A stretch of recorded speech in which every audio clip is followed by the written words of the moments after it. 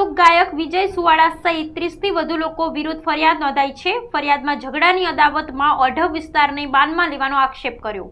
વિજય સુવાળાએ ખોટી ફરિયાદ હોવાનો બચાવ કર્યો છે, જેમાં દીકરીઓની મસ્કરી કરતા ઠપકો મળતા ખોટી ફરિયાદનો આરોપ લગાવવામાં આવ્યો છે। ઓઢવ પોલીસે ઘટનાને લઈ ગુનો નોંધી સીસીટીવી ફૂટેજના આધારે તપાસ શરૂ કરી દીધી છે।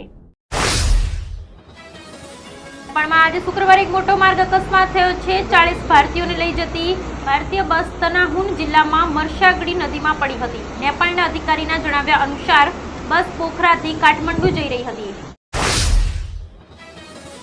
રાજ્યમાં વરસાદી વાતાવરણની વચ્ચે ફરી એકવાર હવામાન નિષ્ણાંત પરેશ ગોસ્વામીએ વરસાદની આગાહી કરી છે।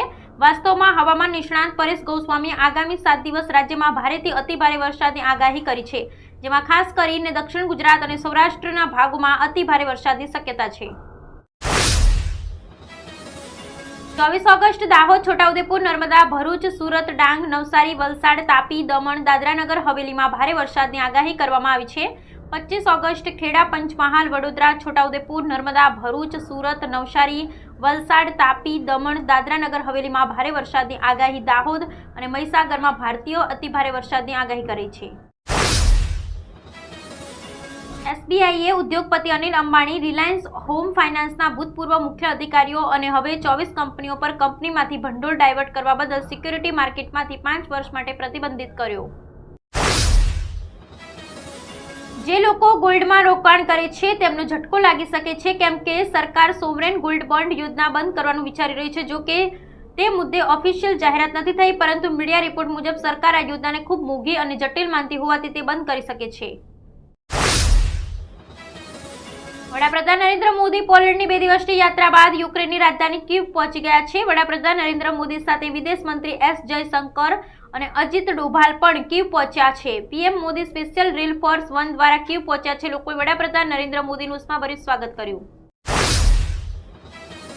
અમદાવાદ શહેરના પાલડી 4 રસ્તાથી લો ગાર્ડન જતા રોડ પર બનાવાયેલો અંડરપાસ જર્જરિત બન્યું છે। અંડરપાસ ધોવાઈ જતા લોખંડના સળિયા દેખાવા લાગ્યા છે। 5 મહિના પહેલા જ કરોડો રૂપિયાનો ખર્ચે બનેલ બ્રિજ ધોવાઈ જતા કોન્ટ્રાક્ટરની કામગીરી સામે અનેક સવાલો, પ્રશ્નો ઉભા થવા પામ્યા છે। બાંગ્લાદેશમાં અધિક માસ વચ્ચેની પૂરની સ્થિતિ જોવા મળી રહી છે। પૂરથી 36 લાખ લોકો પ્રભાવિત થયા છે। આ વચ્ચે યુનુસ સરકારે ભારત પર પાયાવિહોણ આરોપ કર્યા છે। જો કે ભારતે આ આક્ષેપનો જડબાતોડ જવાબ આપ્યો છે। બાંગ્લાદેશમાં એક એવી અફવા છે કે ત્રિપુરામાં ડામ્બુર ડેમ ખોલવાને કારણે પૂર આવ્યું છે। આ સાચું નથી। ભારતીય વિદેશ મંત્રાલયે એક નિવેદન જારી કરીને કહ્યું કે બાંગ્લાદેશમાં આવેલા પૂર માટે ભારત જવાબદાર નથી। વિપક્ષના પ્રશ્નની ચર્ચાનું લાઈવ પ્રસારણ કરવા ગૃહમંત્રીનું ગૃહમાં સૂચન। વિરોધ કરતા જિગ્નેશ મેવાણીને ગૃહની બહાર લઈ જવાયા।